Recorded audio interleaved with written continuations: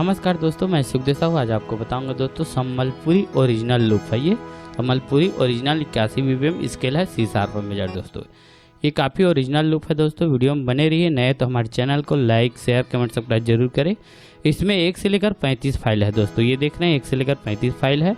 ज़बरदस्त Sambalpuri original studio version loop है। दोस्तों आप इस लूप को कीबोर्ड आर्गन XP10 XP3010 में, अपना क्यूबेस FL स्टूडियो में, न्यांडो में, या कोई भी सॉफ्टवेयर जो DVD सॉफ्टवेयर है उसमें सभी में आप यूज कर सकते हो। दोस्तों ये काफ़ी ज़बरदस्त लूप है, संबलपुरी का ओरिजिनल लूप। दोस्तों तो वीडियो में बने रहिए। नया तो हमारे चैनल को लाइक शेयर कमेंट सब्सक्राइब जरूर करें। दोस्तों कंप्लीट ये 35 फाइल को आपको चला के मैं सुना रहा हूँ। दोस्तों